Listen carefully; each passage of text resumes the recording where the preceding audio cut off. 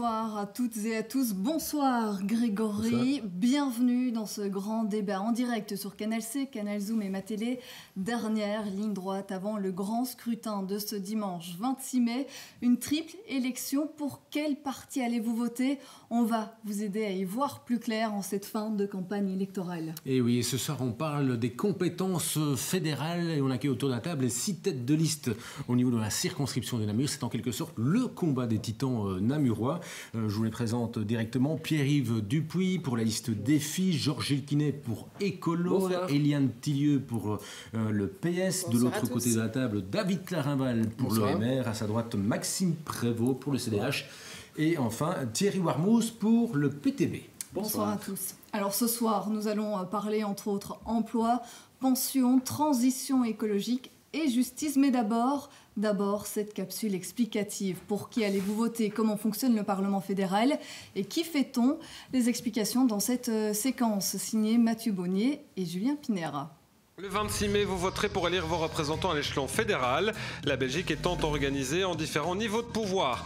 Il y a 150 députés à élire directement à la Chambre des représentants. Le Sénat est lui composé de 50 sénateurs issus des entités fédérées, régions ou communautés et de 10 sénateurs cooptés.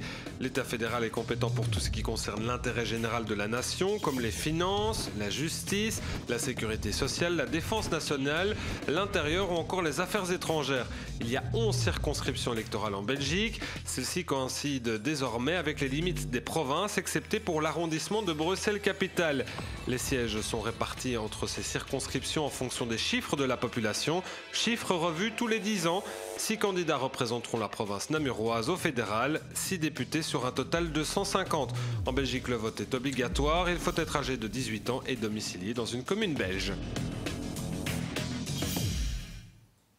Et voilà à présent un collab sur les élections fédérales, sur le système. Alors ce soir, petite précision, nous sommes en direct sur les 3 télévisions namuroises, également sur Facebook. N'hésitez pas à envoyer vos commentaires ou vos questions et ils figureront sur l'écran.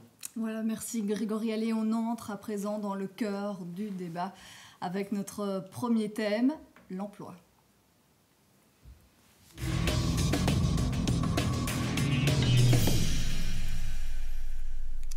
Et qui dit emploi dit bien souvent chômage. Et cette année, on atteint presque un record. Le taux de chômage n'avait plus été aussi bas depuis 1981. C'est simple, la Belgique ne compterait plus que 5,7% de chômeurs dans les 3 régions du pays. Les indicateurs indiquent tous une tendance à la baisse. Alors, monsieur Clarinval, vous avez été désigné par tirage au sort. Les indicateurs sont au vert, oui, mais, monsieur Clarinval, quand même, précision importante, ces chiffres ne tiennent pas en compte les bénéficiaires du revenu d'intégration sociale qui, ce chiffre a augmenté de 30% depuis 2015. Est-ce que les chiffres finalement trahissent un peu la réalité ? Non, toutes les études internationales et objectives démontrent qu'il y a eu près de 250 000 créations d'emplois en Belgique sous la période du gouvernement Michel. La création d'emplois, c'était le leitmotiv du gouvernement. Création d'emplois, source d'émancipation pour les personnes. Pouvoir d'achat, évidemment, quand on travaille, on gagne mieux sa vie. Et c'était accompagné du tax shift qui a permis également de récompenser au travers d'un plus grand salaire les gens qui travaillent. Et donc, compétitivité de nos entreprises, puisque grâce aux diminutions de cotisations sociales, nos entreprises gagnent des parts de marché et peuvent donc créer des emplois. Donc, 250 000 emplois, c'est grâce à la politique du gouvernement. On a diminué les cotisations sociales. On a fait aussi 0 cotisation sociale sur les premiers emplois. C'est source d'emplois pour les petites PME, les indépendants, qui étaient à la recherche du premier travail. On vous a entendu. Monsieur Gilquinet, je vous vois froncer les sourcils. Est-ce que, finalement, on se réjouit trop un peu au niveau du gouvernement ? En tout cas, il faut nuancer le bilan. Des emplois supplémentaires, il y en a objectivement par rapport à 2014. Je ne vais pas vous dire autre chose, mais il faut interroger les chiffres du chômage. Il y a beaucoup plus de malades, il y a beaucoup plus d'exclus. Donc l'amélioration en matière de chômage est due plutôt à l'exclusion. Il faut aussi interroger la qualité de l'emploi. D'accord, alors il y a de plus en plus de travailleurs pauvres. Le bilan, hein, monsieur Gilquinet, mais une proposition pour booster l'emploi. Oui, en tout cas, la première des choses que doit faire le prochain gouvernement, c'est d'améliorer la qualité de l'emploi. pour avoir moins de travailleurs malades, victimes de burn-out ou de bore-out. Et donc il faut pouvoir aménager mieux la carrière, permettre aux travailleurs d'avoir davantage de formation et améliorer aussi le revenu de ceux qui ont des salaires les plus bas. C'est la mesure du crédit d'impôt que nous proposons. Et en termes de création d'activité, nous croyons que la question de la transition écologique sur laquelle on va revenir est essentielle.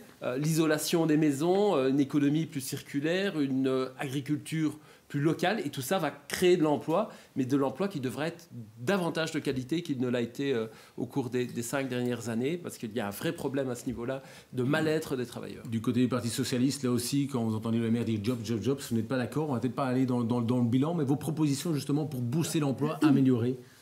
D'abord et avant tout, on a entendu job, job, job. Et on a vu flop, flop, flop. Et donc nous, on voulait dire stop, stop et stop. Franchement, l'emploi, il ne se décrète pas, c'est clair. Les circonstances et la conjoncture économique nous permettent de dire aujourd'hui que les chiffres sont meilleurs, y compris ceux de chômage, mais je ne viendrai pas sur le détail de ce que deviennent les personnes qui en sont exclues. Fondamentalement, nous devons faire beaucoup plus d'efforts encore pour aider à former nos travailleurs, et les aider à trouver un emploi dans une société qui est en pleine évolution avec la digitalisation, la numérisation. Nous avons besoin de les booster au travers des centres de compétences, des pôles de compétitivité, de faire en sorte que les employeurs comme les représentants des travailleurs se mettent autour d'une table pour négocier les axes prioritaires pour créer de l'emploi. C'est en tout cas ce qui avait été fait au niveau wallon, mais impossible d'avoir le même résultat au niveau du gouvernement fédéral. La concertation sociale n'a quasiment pas existé. Il y a eu des mesures imposées et quasiment pas d'écoute de la part des travailleurs. On va faire un tour de table. Vous voulez peut-être réagir, donc vous disiez remettre en place notamment la négociation entre patrons et travailleurs. Monsieur Dupuis, au niveau de défis, l'analyse, est-ce que vous proposez vraiment pour booster l'emploi ici, puisque c'est l'objectif, je suppose, commun à tous les partis autour de la table? Oui, mais pour défi, la formation et la qualification sont les clés de la réussite. Et donc c'est ça qu'il faut booster avant tout. Formation, formation, formation et qualification. C'est très important. Et ces qualifications et cette formation doivent perdurer tout au long de la vie active. Donc on a une sorte de package qui perdure tout au long de la vie active. Pour nous, c'est très très important. Il faut étendre également la garantie jeune, un petit peu comme ça s'est passé à Bruxelles, où Didier Gossuin est un des meilleurs ministres de l'emploi qu'on ait connu. On va parler au niveau fédéral, hein, donc pour le coup, oui, mais c'est un exemple, puisqu'on a parlé de la région wallonne, pour accompagner les chercheurs d'emploi et aboutir à une solution concrète grâce à un bon accompagnement. Donc, qualification, formation, c'est très important. Ouais. Du côté du CDH, voilà, réaction aussi pour comment booster l'emploi. On va rester dans le fédéral, hein, ce serait formation et qualification, ça reste surtout régional. Exactement. Alors d'abord, oui, il y a eu une amélioration de la situation de l'emploi. Personne, j'imagine, ne s'en plaindra. Est-ce à mettre comme plume au chapeau du gouvernement Michel? Pas totalement. Il faut l'honnêteté de reconnaître aussi que la conjoncture y est aussi pour beaucoup. Mais finalement, l'essentiel n'est pas de savoir qui a gagné, a perdu, à qui on donne des bonnes notes. C'est simplement de se réjouir qu'il y ait aujourd'hui plus de Belges qui ont pu décrocher un emploi. Est-ce que ça suffit? Non. Il y en a encore trop, et singulièrement parmi les plus jeunes, qui sont inquiets pour leur devenir. Concrètement. On doit, oui, j'y viens, on doit donc pouvoir, être dans une démarche où les profils de qualification et de formation vont être en phase avec les besoins des entreprises et singulièrement intégrer la révolution numérique. On sait, une étude d'Agoria, la Fédération des entreprises innovantes, a été réalisée en disant que d'ici quelques années, il va y avoir plus d'offres d'emploi existant en Belgique qu'il n'y aura de personnes susceptibles d'avoir ces postes. Même si, sur papier, toutes les personnes au chômage aujourd'hui devaient accéder à un job. Le problème, c'est le profil de formation. Ça, c'est très clair. Et on doit donc mieux orienter le travail qui est fait pour que les gens puissent demain accéder à ces emplois-là. Deuxième enjeu, c'est la fiscalité. On a eu une réforme fiscale, le fameux tax shift, qu'on nous a vendu à toutes les sauces et qui finalement a surtout pu bénéficier à ceux qui en avaient le moins besoin. Et il n'a pas eu l'effet multiplicateur en termes de création d'emplois que l'on souhaite. Et donc la volonté du CDH, c'est de dire demain, oui, on doit activer le levier de la fiscalité, mais réellement pour réduire les cotisations sur les bas salaires, pour que les personnes qui travaillent dans des jobs qui ne sont pas avec des salaires mirobolants puissent réellement avoir un gain plus important que ce n'est le cas aujourd'hui. Je termine mon propos. Oui, rapidement, parce de que vous avez déjà un peu exposé manière votre à ce que qu'il y ait un vrai différentiel par rapport au chômage, parce que sinon, parfois, aujourd'hui, ce n'est pas encore suffisant et on a plus intérêt à rester au chômage plutôt que d'accepter un job, ça ne va pas. Et alors, faire en sorte qu'on réduise les cotisations patronales pour les indépendants, les PME, de sorte qu'en agissant sur les bas salaires, il y a un vrai effet multiplicateur en termes de création d'emplois. Thierry Warmos, vous n'avez pas encore entendu par rapport à comment booster l'emploi, la vision du PTB pour améliorer le nombre d'emplois en Belgique. Alors notre vision, elle diffère de celle des autres partis parce que ce qu'on constate, c'est qu'on fait toujours confiance au privé. On en a maintenant pour 16 milliards de réduction de cotisations sociales et 5,6 milliards de niche fiscale sans garantie pour l'emploi. Et donc, le bureau d'études du PTB, je n'en sais rien. Et donc nous, on mise surtout sur l'emploi public qui peut offrir un emploi de qualité et convenablement payé qui permet de vivre. Parce que dans les jobs créés, ça a été dit, il y en a beaucoup qui ne permettent pas de vivre dignement. Et donc on pense surtout naturellement au secteur des soins, aux non-marchands, les hôpitaux, les crèches, les maisons de repos où les besoins sont énormes. Et aussi, on y reviendra, au niveau de la mobilité, on veut créer 10 000 emplois pour tout le pays au niveau du transport, donc les transports publics. Ça génère de l'emploi aussi pour la SNCB, donc, par au niveau exemple. du PTB, message est clair, investissons aussi dans les fonds, dans l'emploi public. public. Oui, parce que ce sont des emplois qui ne se perdent pas. Parce que maintenant, parfois, on donne des aides à une entreprise comme ArcelorMittal ou même à la région wallonne du Robord. Et puis après, il y a des restructurations. Du côté du MR, est-ce que le point de vue du PTB, dire soutenir l'emploi, c'est avant tout soutenir l'emploi public. Est-ce que du côté du MR, vous soutenez cette thèse ou dites non, il faut diminuer d'ailleurs les dépenses publiques et peut-être orienter vers développer les emplois privés?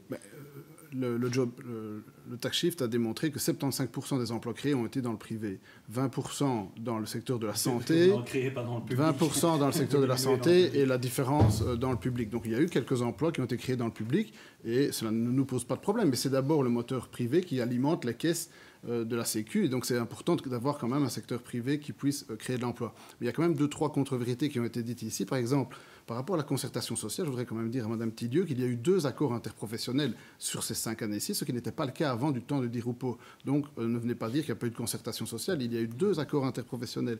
Par rapport à M. Prévost... Vous l'avez concerté, la réforme des pensions, vous l'avez concerté. Il y a eu 2 accords de l'emploi.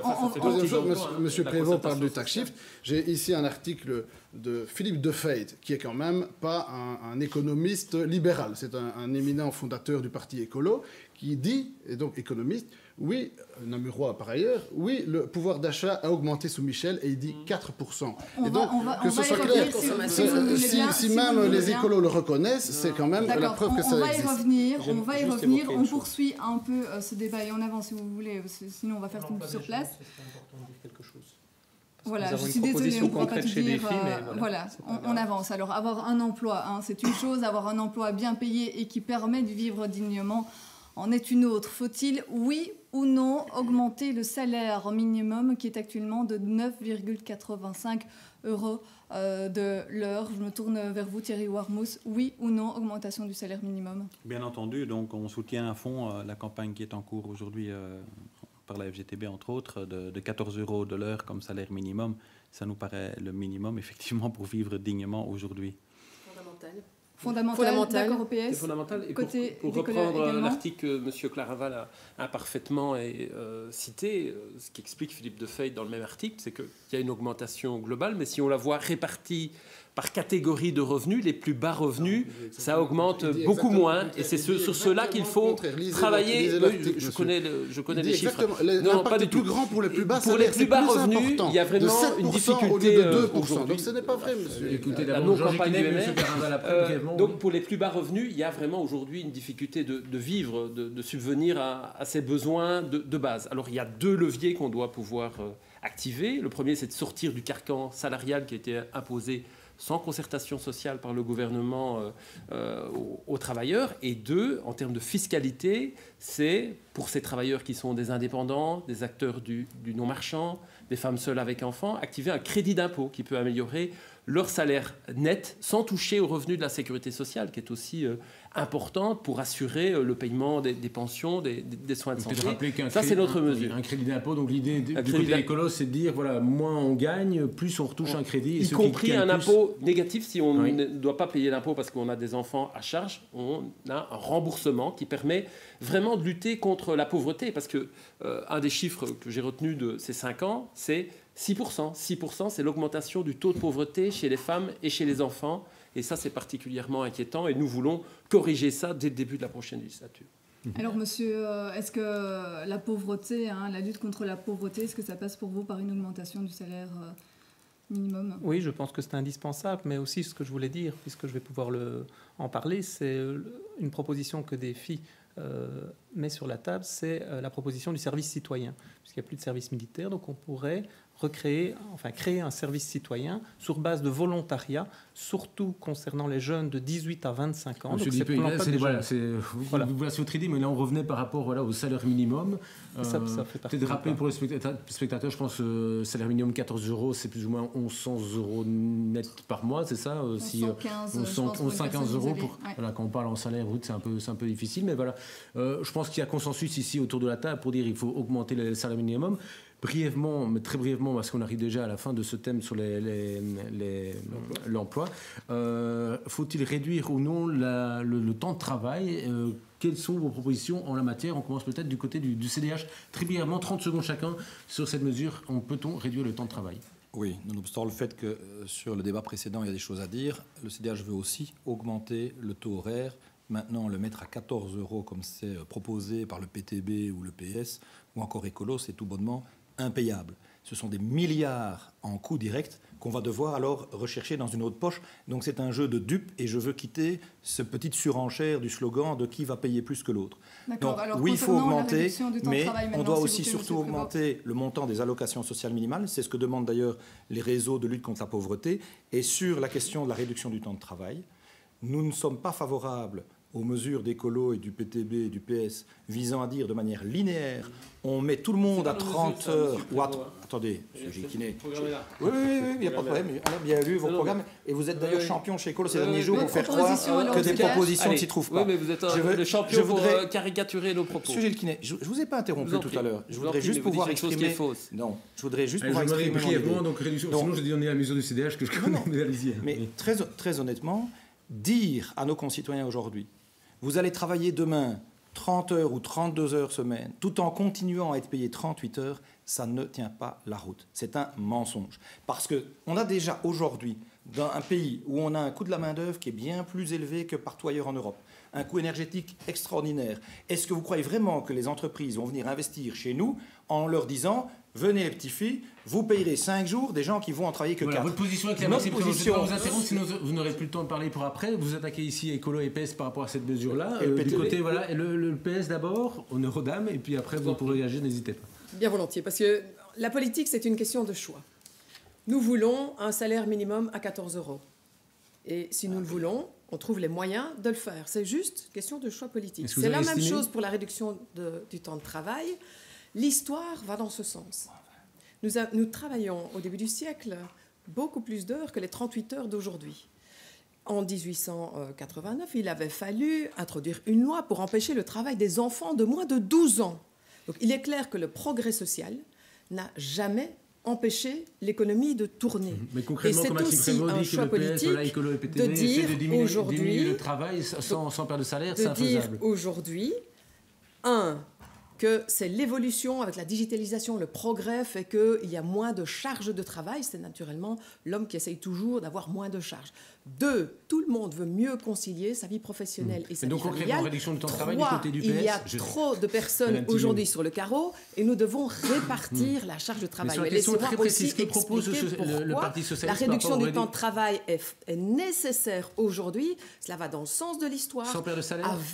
Avec maintien du salaire, avec embauche compensatoire, il est inadmissible aujourd'hui qu'un jeune sur 4 de moins de 25 ans n'ait pas d'emploi. Si vous tolérez ça, moi pas. Et nous devons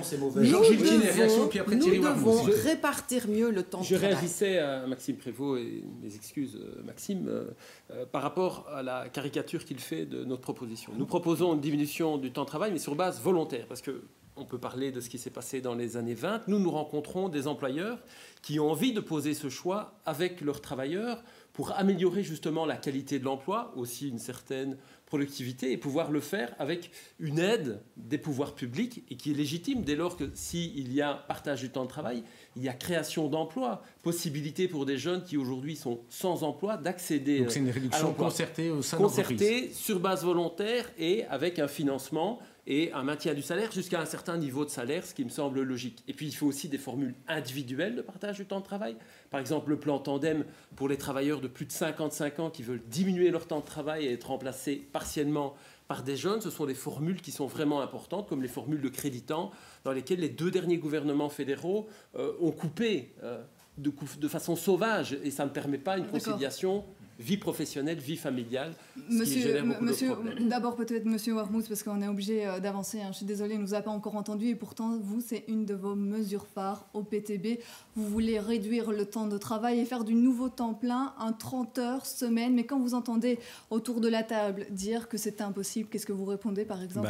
Que c'est faux, bien entendu. Donc, en 2017, les bénéfices des entreprises, ou le chiffre d'affaires, pardon, c'était de 24 milliards.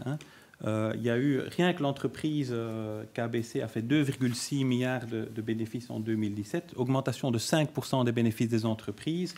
Et en 2018, on a déjà, sans AB InBev, on a déjà 6 milliards de bénéfices qui ont été, de dividendes qui ont été versés aux actionnaires. Donc il y a de l'argent dans les...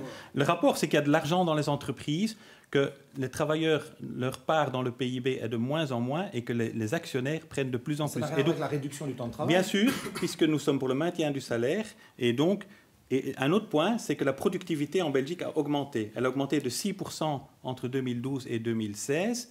Et donc, la Belgique est le pays le plus productif en Europe après la Norvège, l'Irlande et le Grand-Duché, qui sont, pour des raisons diverses, pétrole, finance. Donc, nos travailleurs sont les plus productifs en Europe quasiment, et donc ils ont droit à ce qu'on réduise leur temps de travail. Et d'ailleurs, c'est bénéfique pour les entreprises aussi, puisqu'il y aura moins de malades, il y aura moins de burn-out. Et donc, voilà, il y a des et donc, je veux juste dire qu'on veut...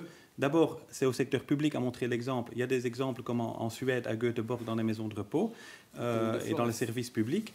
Et d'autre part, on veut le faire sur base bénévole. On veut sélectionner 1000 entreprises en Belgique qu'on veut alors aider financièrement et suivre par un coaching intensif pour l'implémenter. Et comme a dit... un projet pilote en quelque sorte. David Caraval et puis Pierre-Yves Dupuis sur cette question de réduction du temps de travail. Très rapidement, l'exemple français démontre que les idées qui sont ici sont complètement fausses. L'exemple français a démontré que c'était tout à fait impossible de faire cela. Ils ont dû faire machine arrière. L'exemple français a démontré que ce n'était pas possible. Moulinex, Danone, Toyota. Sur base volontaire, mais de manière globale, c'était pour éliminer la faillite. L'exemple français a démontré que c'était un échec total. 2, nous sommes également pour augmenter le salaire net. OMR, on veut augmenter le salaire net, mais on veut diminuer le salaire brut, c'est-à-dire diminuer les cotisations sociales, les charges sociales. Donc on veut augmenter le salaire poche des travailleurs. Et c'est grâce à cela qu'on a créé de l'emploi jusqu'à présent. Et sur la réduction du temps de travail, on est également pour une plus grande flexibilité. Certains veulent travailler au cours de leur carrière, on peut travailler plus à un moment de la vie, quand on est jeune, travailler moins plus tard. Donc on est pour une plus grande flexibilité, les horaires flottants, travailler plus le matin ou l'après-midi. Au choix du travail individuel, en accord avec, bien sûr, en accord avec l'employeur et le travailleur, sur une base individuelle. Mais les solutions communistes de M. Warmouth sont toutes cassées la figure. Hein. Regardez un peu l'histoire et comparez avec les pays à l'extérieur. Mais M. Caraval, c'est vous qui cassez la figure aux finances publiques. Hein. Il y a 10 milliards de déficit prévus en 2019 à cause de votre politique. M. Warmouth, on n'a pas encore entendu M. Dupuis. Je serais peut-être un peu plus nuancé que les deux parties qui s'opposent autour de la table et peut-être au milieu du gué en disant que c'est un peu difficile de réduire le temps de travail en gardant le salaire et en gardant la qualité, donc les 38 heures semaine. Évidemment, on peut répartir ce temps de travail. Donc c'est plutôt une discussion sur la répartition du temps de travail et la meilleure organisation de ce temps de travail peut-être sur 4 jours éventuellement. J'ai rejoint les propositions d'écolo et peut-être du CDH aussi sur certains plans tandem, créditants, le télétravail, le coworking. Donc il y a pas mal de possibilités et de leviers, et c'est vers cela que DEFI souhaite aller. Ça, c'est un élément, je termine par là brièvement, extrêmement important. Plutôt que de lancer des réductions de temps de travail qui n'ont ni queue ni tête et qui sont à contresens de ce qui sera possible de faire dans notre région, travaillons sur une meilleure répartition. Combien n'y a-t-il pas de familles monoparentales, de familles recomposées, que ça arrangerait bien de pouvoir davantage travailler la semaine où ils n'ont pas les enfants et de pouvoir contrebalancer la semaine où ils ont les enfants. Et ça, c'est une flexibilité qui aujourd'hui n'existe pas. On devrait pouvoir alors tendre vers ce genre de proposition pour mieux concilier la vie professionnelle et la vie familiale. C'est ce que propose le CDH. Je pense qu'il y a un consensus. Non, il n'y a pas un consensus. Je suis désolé, mais chacun qui travaille en entreprise sait très bien que c'est le patron qui décide quand on vient travailler et pas le même. Encore des grandes caricatures. On voit votre point de vue là-dessus. Attention Maxime Prévost, parce que vous avez déjà 4 minutes de temps de parole, vous avez quasi le double de Pierre-Yves Dupuy, donc modérez, concision si vous voulez bien. On va passer maintenant, on a parlé de travail, maintenant on va parler pension, comme quoi il y a une magnifique suite dans la logique dans la construction de l'émission.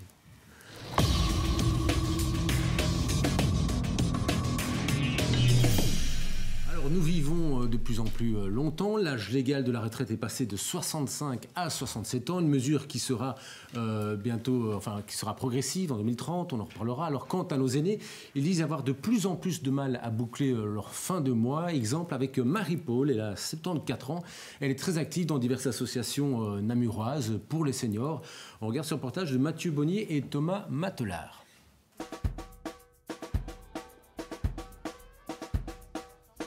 Bonjour, je m'appelle Marie-Paul Delvaux.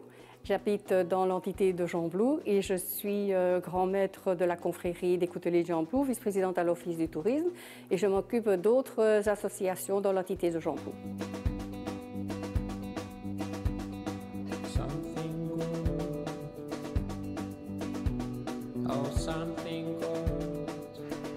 Les pensions à l'heure actuelle ne sont pas énormes.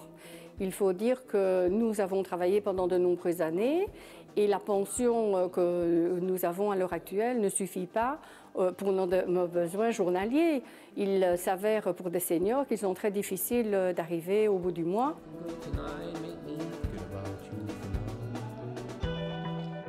Le coût de la santé est énorme. C'est très cher de se faire soigner à l'heure actuelle pour des aînés. Et moi, je me demande si les politiciens ne pourraient pas faire quelque chose pour notamment avoir le tiers payant, plus que les aînés doivent payer comme ça les médecins, les pharmaciens, etc. Il serait urgent de faire quelque chose pour eux.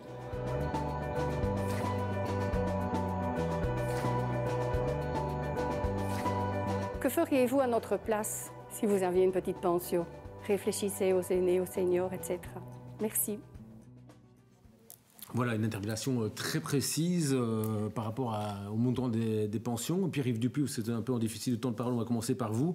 Voilà, faut-il revaloriser les pensions? Je suppose que vous allez dire oui. Nous pensons chez Défi effectivement qu'il faut revaloriser les pensions, mais on ne peut pas non plus augmenter le montant de la pension minimale à n'importe quel prix. Et donc chez Défi, en fonction des experts consultés, on pense qu'une pension minimale raisonnable, atteindre une pension minimale raisonnable autour de 1 400 euros, ça peut être réalisable. Donc vous parlez de 1 400 euros, peut-être très brièvement aussi, vous parlez de pensions à temps partiel. C'est quoi ça? Les pensions à temps partiel, donc c'est en fin de carrière la possibilité de pouvoir donc prendre sa pension à temps partiel avec une formation pour un jeune qui vient dans l'entreprise ou qui vient au niveau du travail et le former.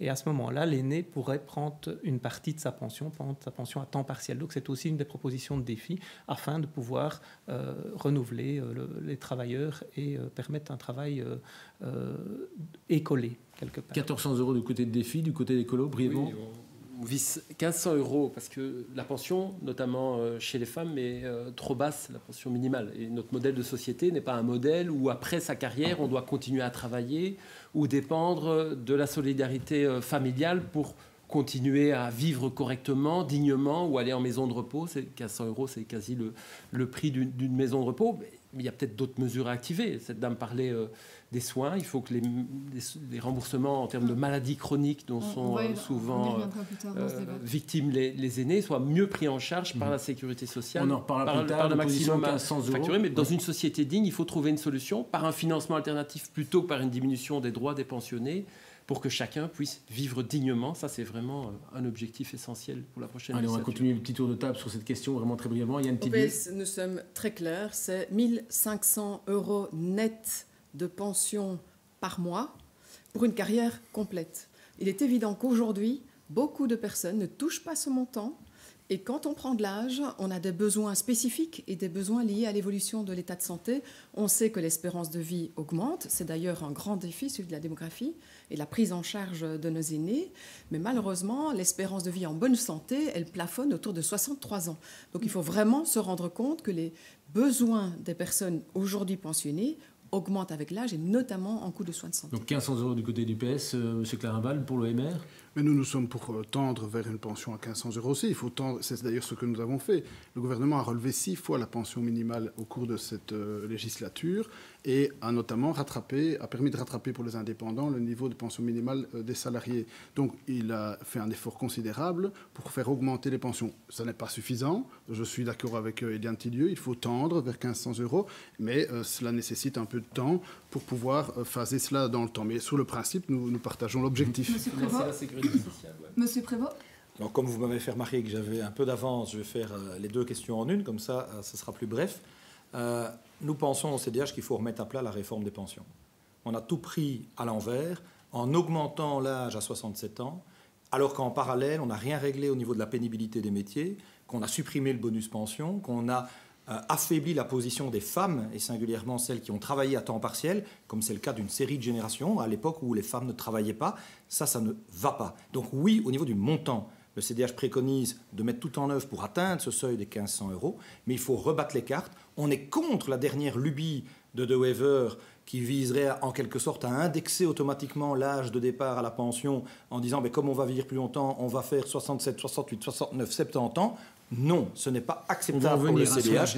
Et donc très clairement, et nous voulons aussi tendre vers une harmonisation des statuts entre les pensions pour les indépendants et les salariés, parce qu'aujourd'hui, il n'y a plus rien qui justifie qu'il y ait un tel écart, un tel différentiel. Mais la mesure du gouvernement Michel visant unilatéralement à passer à 67 ans et d'avoir rien préparé pour la qualité en fin de vie professionnelle, c'est un non-sens. Vous avez amorcé. Attention Maxime Prévost, parce que sinon le dernier thème, vous ne pourrez plus parler. J'ai dit que je faisais les deux en un. Oui, mais même pour la suite. Thierry Warmouz, rapidement. Bien entendu, on est pour les 1500 € aussi, tout simplement parce que c'est le tarif minimum, on va dire, pour entrer en maison de repos déjà, dans les maisons de repos publiques. Il y a aussi d'autres mesures à prendre. On est pour 75% du salaire moyen comme pension. On est aujourd'hui seulement à 60%. Ce que je veux dire aussi, les 1500 € aussi pour les indépendants, c'est important. Et il y a beaucoup à faire au niveau des femmes. Donc, il faut savoir que malgré les réformes dont M. Clarinval parle, la moitié des femmes aujourd'hui ont une pension de moins de 1000 €, et un quart moins de 750 € à cause de carrières partielles. Et donc, on veut remettre la carrière pour les femmes à 40 ans comme c'était avant. Voilà. Il y avait une différence. Allez, on passe maintenant à l'âge légal de la retraite. Du côté du MR, pas question de revenir à 65 ans, parce que c'est sous cette législature qu'a été décidé l'âge légal à 67 ans. Ce serait une erreur ? D'abord, rappelons que en vis-à-vis de l'augmentation de l'âge de la durée de la pension, on avait aussi le texte sur la pénibilité qui a été bloqué par un seul syndicat, la FGTB, qui a été bloqué par la FGTB, dont... non, mais c'est clair. Et alors, évidemment, on n'a pas pu, en vis-à-vis, avoir la reconnaissance des peines pénibles. Ce qui fait que tous les métiers actuellement qui ont le statut de pénibilité via des tantièmes, etc., ont conservé leur statut, notamment les enseignants. Il n'y a pas de changement pour les enseignants, ni pour les... Donc, il faut avoir cette réforme complète. Comme on n'a pas pu avoir l'autre versant, eh bien, on a conservé les acquis sociaux qui étaient obtenus par toute une série de professions. On a une question Monsieur Clarinval, on a une question d'un certain Jonathan Lefebvre ici qui nous envoie un commentaire Facebook. Il demande si vous êtes pour allonger encore ce report de... Non, c'est très clair. Au-delà de 67 ans, comme... Non, c'est très clair. Déjà, le 67 ans, c'est en 2030, que ce soit clair. On oublie de le signaler. Par contre, nous regrettons qu'ici, autour de la table, le seul parti qui a voté pour la pension à mi-temps. J'entends M. Dupuis qui propose des aménagements. C'est une excellente idée, mais malheureusement, Défi a voté contre au Parlement quand on a fait un texte sur la pension à mi-temps. Dernière séance, Écolo et les autres partis ont fait reporter ce texte. C'est malheureux. Ça permettait à toute une série de personnes de pouvoir avoir une fin de carrière plus agréable via la pension à mi-temps. Ça a été le point de vue du MR. Georges Kiné, réaction ? Oui, on a réformé à la hussarde. Plutôt que d'essayer de trouver les moyens, et c'est une responsabilité que nous avons collectivement pour demain payer des pensions dignes, on a dit aux travailleurs, on va diminuer vos droits. Vous allez devoir travailler plus longtemps, donc bénéficier moins longtemps. Ce n'est pas vrai, on n'a pas touché à la durée de la carrière. Vous allez carrière. devoir travailler plus longtemps pour éventuellement le même montant de pension. Et évidemment, c'est un fake dans la news. campagne électorale en C'est un 2014, M. Clarinval et son parti avaient dit on ne touchera pas à la pension. On n'a pas dit touché on ne à la pas de durée de index, il avait carrière. dit on n'ira pas avec la NVA, mais bon, soit. Donc il va falloir Groupe corriger avec la tout NVA. ça.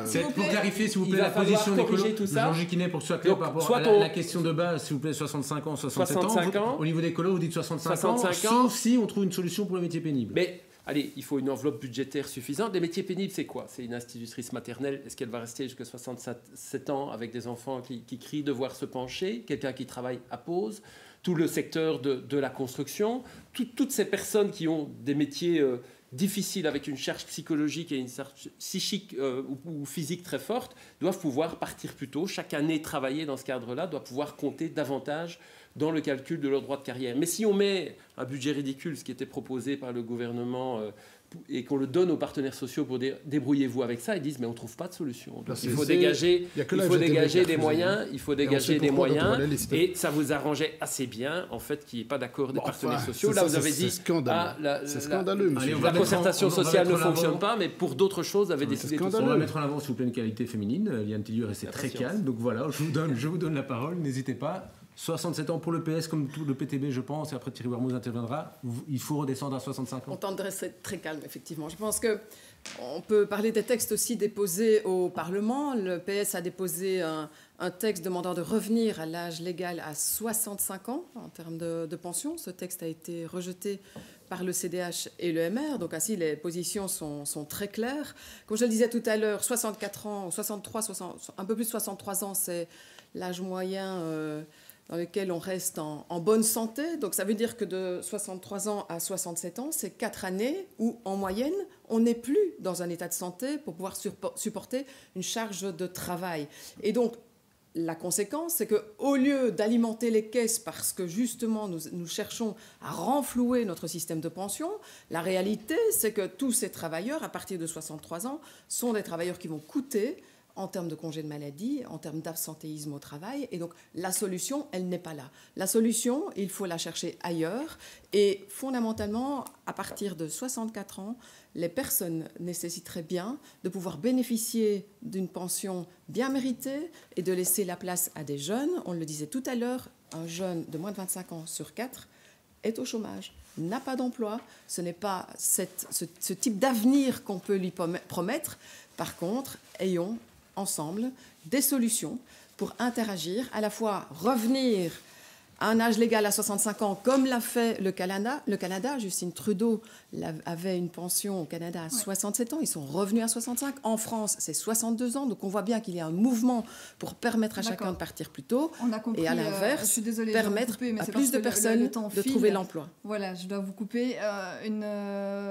Peut-être une réaction de votre côté, Monsieur Warmoz. Oui, Liane Tillieu vient de le signaler. Donc, je voudrais conseiller à M. Clarinval de passer un coup de fil à Justin Trudeau, qui est un Premier ministre libéral au Canada, et qui dit ceci. Faire passer l'âge de la pension à 67 ans n'a résolu aucun problème. Nous n'avons pas créé d'emplois faisables pour les aînés, ni de nouveaux emplois pour les jeunes, ni amélioré la santé des gens. Pour dire les choses telles qu'elles sont, c'est une mesure simpliste qui a plongé bien des gens dans la misère. Voilà, ce n'est pas un communiste qui le dit, M. Clarinval, c'est un collègue à vous, un libéral, le Premier ministre du Canada. Et donc le Canada est effectivement revenu. Et donc, sur cette question-là, voilà. Et donc, je veux dire clairement que c'est pour nous, effectivement, un point de rupture dans les négociations qui viendront. C'est clair qu'il faut revenir à 65 ans pour les raisons qu'Eliane Tillieu a dit, c'est-à-dire que pour les travailleurs, vivre en bonne santé à 65 ans, beaucoup sont déjà plus en bonne santé. Et alors c'est facile de voter ces lois, mais les parlementaires ils peuvent prendre leur pension à 55 ans. Voilà, c'est facile. Bah oui, mais vous l'avez pas fait, vous l'avez pas fait. Et donc oui, mais pas à 67 ans encore. Donc voilà, donc un tout petit peu aménagé. Monsieur Dupuis, je pense que chez Défi, on est pour un moratoire aussi sur cette mesure. Exactement. Donc je pense qu'il faut refondre le système de pension, comme on l'a dit au CDH, mais comme M. Prévost n'a plus de temps, je vais embrayer sur le sien, puisque je le rejoins à ce sujet-là. Effectivement, il faut refondre ce système de pension. On regrette chez Défi que l'âge ait été placé à 67 ans avant d'avoir eu le moratoire sur la pénibilité des métiers. Il est évident que si on n'a pas une qualité de vie professionnelle, une qualité de soins de santé, une qualité de fin de carrière correcte, on ne peut pas augmenter l'âge de la pension. Et effectivement, il y a des gens qui doivent partir à la pension à 60 ans, peut-être à 63 ans, peut-être à 65 ans, peut-être à 67 ans pour certains aussi, qui l'auront peut-être choisi. Mais donc, c'est pour ça qu'il faut refondre tout le système de pension. Et le prochain gouvernement devra s'y atteler absolument. Et nous serons pour ce refondre de système. Allez, on enchaîne avec un gros dossier de cette émission, la transition écologique.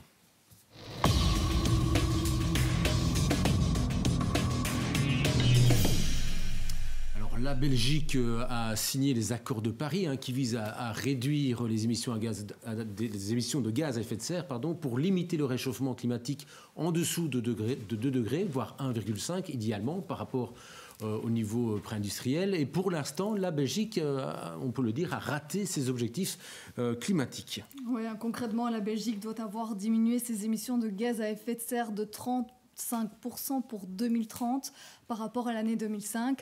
Or, nous en sommes très loin actuellement puisque nous n'avons même pas atteint la moitié de cet objectif. Alors, que proposez-vous autour de la table justement pour répondre à cette urgence climatique? Thierry Warmouze, voilà, je me tourne d'abord de votre côté. Par rapport à l'urgence climatique, d'abord, il faut regarder d'où viennent ces gaz à effet de serre. Et le premier point qui frappe, et on en parle trop peu, c'est que en Belgique, 40% des émissions viennent de 300 grandes entreprises. C'est celles qui participent à ce qu'on appelle le système d'échange de quotas européen, donc un genre de marché, un marché du carbone où on peut acheter des droits de polluer ou en revendre comme ArcelorMittal quand on ferme une usine. Et donc on veut d'abord s'en prendre là. On estime que ce marché-là ne fonctionne pas. Donc ça permet aux entreprises effectivement d'acheter des droits de polluer si c'est moins cher qu'investir dans des technologies modernes. Et donc on veut imposer des normes contraignantes par rapport à ces entreprises. Un autre dossier, c'est la mobilité, donc les transports en commun, mais je pense qu'on va en parler après. Et puis, effectivement, on a aussi une autre source importante, c'est le chauffage des bâtiments. Et là, bien sûr, il y a quelque chose à faire au niveau des bâtiments publics, puisque voilà, là, les pouvoirs publics gèrent ces bâtiments-là. Il faut une isolation meilleure et investir dans le photovoltaïque dans ce cas-là. Et d'autre part, il faut aider les citoyens, parce que il y a beaucoup de logements qui sont, donc les logements en Belgique sont parmi les moins isolés en Europe, les plus mal isolés. Et donc beaucoup de gens... À Namur, par exemple, on a fait une thermographie aérienne et on peut voir une carte où il y a beaucoup de pertes, surtout dans les quartiers populaires, beaucoup de pertes d'énergie, mais il faut que les gens aient les moyens. Et pour ça, on est pour une banque publique qui aide les citoyens par un système de tiers investisseurs à isoler leur logement et D'accord. avancer. Alors on a un peu, clairement, je vais vous le dire clairement, on a pris du retard sur notre timing. Donc je vais vous demander, on va faire un rapide tour de table, une mesure très concrète pour lutter contre le réchauffement climatique. Monsieur Dupuy, on commence avec vous. Eh bien, une mesure très concrète, ce serait de taxer le kérosène et le fioul maritime. Donc ça, c'est une proposition concrète que fait Défi afin de pouvoir réduire les problèmes d'effet de serre et les problèmes d'environnement. Monsieur Géquinet. Oui, c'est l'enjeu majeur qui est face à nous. On a 12 ans pour le faire et si on ne le fait pas, la question des pensions, la question de l'emploi et toutes les autres ne se posent plus. La première des mesures que nous attendons, c'est le vote d'une loi climat aux 2/3. On y est presque parvenu en fin de législature, il manquait quelques voix. Nous espérons que la majorité nous permettra de le faire. C'est un cadre qui fixe les objectifs et une méthode. Et de cette loi climat devront découler évidemment des mesures concrètes. C'est un investissement dans les transports en commun, c'est des aides à l'isolation des maisons, remplacer les chaudières au mazout par des pompes à chaleur. Tout ça va créer de l'emploi, diminuer la facture pour les ménages. Et c'est vraiment l'objectif premier. Il faut un gouvernement climat après les élections de dimanche prochain pour agir en la matière. Madame Tillieu. Nous sommes totalement d'accord au PS avec ce que vient de dire Georges pour Écolo. Mais en plus, nous voulons bien préciser qu'il n'y aura pas de réponse à l'urgence climatique si nous n'apportons pas également une réponse à l'urgence sociale. culpabiliser les gens parce qu'aujourd'hui nous n'avons pas pris en compte le climat, c'est un peu court. Il faut leur donner les moyens de pouvoir agir et de changer leurs habitudes. C'est la raison pour laquelle nous avons aussi dans notre programme l'idée de rendre les transports en commun gratuits pour les plus de 65 et les moins de 25 ans, histoire de les encourager pour prendre les transports en commun, essayer d'abandonner la voiture. C'est la question aussi de l'isolation et nous voulons des travaux dans les maisons pour investir vraiment dans un grand plan interpouvoir aussi, pour que les différents pouvoirs se mettent d'accord pour enfin faire les choses ensemble, pour pouvoir agir vraiment et obtenir des résultats en termes de climat. Monsieur Claraval, une mesure concrète très rapidement s'il vous plaît. Mais nous on veut inciter plutôt qu'interdire, on veut exonérer plutôt que de taxer. On a vraiment une philosophie différente, mais notre mesure phare, c'est encourager les investissements dans les entreprises. Au passage, c'est les entreprises qui ont fait le plus gros effort en termes de diminution de CO2 depuis les accords, notamment les accords de branche de Daras. Donc, il faut souligner, pas critiquer les entreprises, elles ont fait de gros efforts. Donc, inciter les entreprises via un tax shelter climat, donc c'est-à-dire un mécanisme qui encourage les investissements dans les économies d'énergie, la diminution des CO2, les énergies alternatives, et aussi inciter les citoyens à investir via un prêt à taux zéro. Donc on constate, comme Mme Tillieu l'a dit, que certains ménages n'ont pas les moyens de pouvoir investir dans les aménagements de leur maison. Et donc c'est ces personnes-là qu'il faut encourager. Et donc via un prêt à taux zéro, ce qui représente plusieurs milliers d'euros d'avantages, ils pourront ainsi étaler l'investissement et le récupérer grâce aux économies d'énergie. Et donc ce sera win-win pour tout le monde. On enchaîne avec vous, Monsieur Prévost. Alors très clairement, l'enjeu de la révolution climatique, tout le monde l'a bien compris. Je crois que chacun a entendu les messages qui ont été adressés, y compris depuis la rue. Ce sont des messages qui imposeront la question climatique à l'agenda. J'entends bien Écolo souvent nous dire « il reste 10 ans ». Je rappellerai en clin d'œil que sur ces 20 dernières années, M. Nollet a été ministre pendant 10 ans. Ça n'a quand même pas permis qu'aujourd'hui il fasse moins chaud. Je dis simplement que ce qu'il nous faudrait faire, c'est de ne pas perdre de vue que derrière cet enjeu climatique indispensable, il y a aussi le climat humain à prendre en considération pour ne pas pénaliser et culpabiliser les gens, parce qu'aujourd'hui, c'est difficile de comprendre ou d'expliquer à certains qui ont déjà du mal à nouer les deux bouts que demain, ils devront faire plus d'efforts que les autres sans soutien. Et donc, oui, à cette révolution environnementale, mais un accompagnement social, une déculpabilisation aussi du tissu entrepreneurial. Il y a plein d'indépendants, d'artisans qui sont très innovants pour pouvoir trouver des solutions qui vont réduire l'impact climatique. Et donc, les opposer, comme le PTB aime aussi souvent le faire, en disant que ce sont les grands méchants et que tous les autres sont vertueux, c'est un peu caricatural. Lancez une perche au PTB. Allez-y, monsieur Warmouth. Je parle des grandes entreprises. J'ai parlé des grandes entreprises, pas des petits artisans qu'il faut effectivement aider, des petits indépendants. Les chiffres montrent, monsieur Warmouth, que ces grandes entreprises, avec le réseau d'échange des quotas de CO2, ont justement été celles qui ont le plus contribué à l'amélioration. Je vous conseille, monsieur Prévost, d'aller voir le site de l'État de la Wallonie, où vous voyez que les diminutions des émissions de gaz à effet de serre par l'industrie en Wallonie sont chaque fois alliées à des fermetures d'entreprises, que ce soit la sidérurgie, le verre et d'autres. Vous pouvez pas à des crises économiques comme en 2008. On a une question à nouveau qui nous vient de nos amis Facebook. Pourquoi tout miser sur l'abolition des voitures de société quand on voit la richesse que cela redistribue? Alors il est vrai que dans le débat de la transition écologique, la voiture de société est de plus en plus pointée du doigt comme une aberration écologique.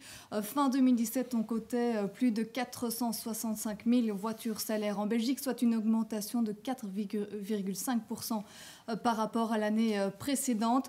Je me tourne vers vous, Monsieur Gilles Quinet. Vous avez déclaré à plusieurs reprises dans la presse ces dernières semaines que les voitures salaires, cela appartenait au passé. Il faut sortir du système. Alors je fais la distinction entre les voitures outils, celles dont on a besoin pour aller travailler, si on est médecin ou si on est plombier, celle-là, c'est normal de la conserver. Mais les voitures qui sont payées à la place d'un salaire, nous on préfère payer un salaire aux travailleurs. Donc on veut sortir de ce système-là en garantissant aux travailleurs concernés le maintien de leur avantage et en proposant un package de mobilité. J'ai été visiter la société Cambio, par exemple, qui propose de payer sa voiture à l'usage et on se rend compte que ça permet une économie dans les budgets des ménages de 300 à 400 euros tout en ayant des possibilités de se déplacer, des transports en commun, le vélo, prendre de temps en temps un taxi. Donc vous n'acceptez pas la critique du côté des colos quand on dit voilà, ils veulent supprimer les voitures de société, ils veulent appauvrir les travailleurs? Non, les travailleurs concernés, ils sont un peu victimes aussi de ce système-là, doivent conserver l'avantage, garder leur voiture jusqu'à la fin de leur leasing. bénéficier de l'équivalent salarial une fois que le leasing est terminé, mais il n'y a plus de nouveaux entrants dans le système. Par contre, on développe des sociétés, des systèmes de mobilité modernes, multimodales, où on prend un jour en vélo, un autre jour une trottinette, un troisième jour un train, parfois une voiture, parce qu'on en a tous besoin dans notre vie quotidienne, par exemple pour venir à ma télé. Mais il y a des possibilités multiples qui sont offertes et on va diminuer les émissions de CO2 et aussi de particules fines dans les villes qui provoquent de graves problèmes de santé publique. Alors OPS, Madame Tillieu, vous êtes plutôt pour une extinction progressive, oui. C'est-à-dire que nous voulons aussi en finir avec cet avantage des voitures de société, mais à la condition, comme vient de l'exprimer Écolo, que le travailleur lui préserve son avantage salarial net et que ce ne soit pas l'employeur qui décide ce qu'il en fera, mais que le travailleur puisse en décider, qu'ensuite la mesure soit progressive. On ne peut pas changer du jour au lendemain un système qui a été mis en place. Il faut pouvoir permettre de le faire en l'étalant dans le temps. Et enfin, nous voulons aussi que de vraies alternatives émergent. Il est inutile de demander à des personnes de prendre le train alors qu'il n'y a pas de gare tout près de chez elles. Il faut permettre des solutions innovantes, plus directement utilisables par les personnes lorsqu'elles ne sont pas dans le circuit des transports en commun, peut-être plus de souplesse dans les solutions qui seront mises en œuvre et dégager des moyens pour cela, y compris dégager des moyens aussi pour la mobilité douce. On voit que dans les alentours des écoles, par exemple, tous les parents veulent déposer les enfants avec la voiture. Pourquoi ? Parce qu'il y a un problème de sécurité et il faut aussi que ce point-là soit sur la table, que les infrastructures permettent d'aller et venir en toute sécurité. Pierre-Yves Dupuis, positionnement sur les voitures de société. Je rejoins mes voisins de table là-dessus et Défi est très clair là-dessus. On souhaite également une transition pour l'abandon progressif des voitures salaires, donc les voitures de société qui sont des voitures salaires, qui remplacent un salaire. Donc nous souhaitons plutôt que les gens aient clairement ce salaire en poche et qu'on puisse progressivement s'en passer et trouver des alternatives crédibles comme les voitures partagées, comme les parcs relais, comme la mobilité douce, comme on l'a cité avant. Ok, du côté du MR, vous, les voitures de société, pour vous, c'est important de les maintenir ? Donc, nous sommes les seuls ici autour de la table à vouloir garder les voitures de société, mais il faut verdir le parc, on est bien d'accord. Tout le monde n'a pas la chance de pouvoir aller à son travail en trottinette, M. Gilles Quinet, et donc malheureusement, il existe toute une série de personnes qui ont besoin d'une voiture pour se déplacer tous les jours. Et alors la difficulté, parce que moi j'entends, le discours évolue, j'entends qu'aujourd'hui on ne veut plus supprimer la voiture de société, on parle de la voiture salaire. Mais comment va-t-on distinguer cela ? Ça va être évidemment impossible pour toute une série de raisons, et donc il est clair que, mis à part le MR, tout le monde veut supprimer ces voitures. Nous, on veut les verdir. Et quand on dit vous voulez les verdir, c'est-à-dire que vous voulez obliger les employeurs à avoir un véhicule électrique, obliger les employeurs à avoir, via les mécanismes de réduction fiscale qui sont importants dans ce système, on diminue les avantages pour ceux qui ont des voitures qui polluent. On veut les inciter à aller vers des voitures. Et donc c'est une incitation. Vous dites aux employeurs, voilà, si vous avez une voiture qui n'est pas propre, les voitures seront automatiquement, avec cet incitant fiscal qui diminuera, le parc sera verdi. Par contre, on a mis en place au gouvernement déjà aujourd'hui le cash for car et le budget mobilité. Donc ce sont deux systèmes qui viennent d'être votés pour permettre sur base on a voté ça il y a 2 mois. On l'a corrigé il y a 2 mois. Il a fallu des années pour que M. Nollet se rende compte qu'il y avait 2 milliards dans les certificats verts. Nous, il nous a fallu 6 mois pour corriger le tir sur le cash. Mais donc, sur une base individuelle, on permet aux gens de pouvoir se passer de leur voiture s'ils le désirent. Voilà, mais on ne veut pas le supprimer. La position du MR est claire et nette par rapport aux autres partis. Du côté du Sénat, je voulais limiter cet avantage. Alors, je vais faire de la peine peut-être à M. Clarinval, mais il n'est pas le seul parti qui souhaite maintenir un mécanisme de voiture de société. Le CDH n'a pas envie de faire une croix sur le système du jour au lendemain.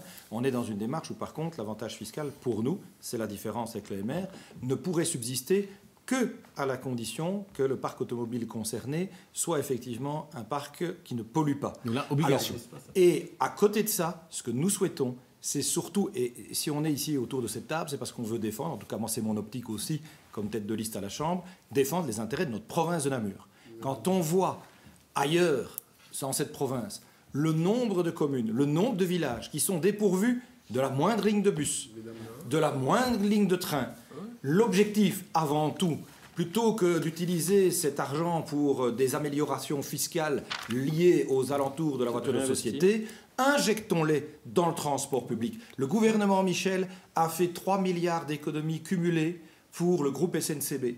On est tous en train de devoir constater qu'il y a les gares qui ferment, qu'il n'y a plus de dessertes. Ça n'est pas vrai. Alors, c'est pas parce que M. Belot a ouvert une plus. On a ouvert 6 gares de plus et on a investi plus.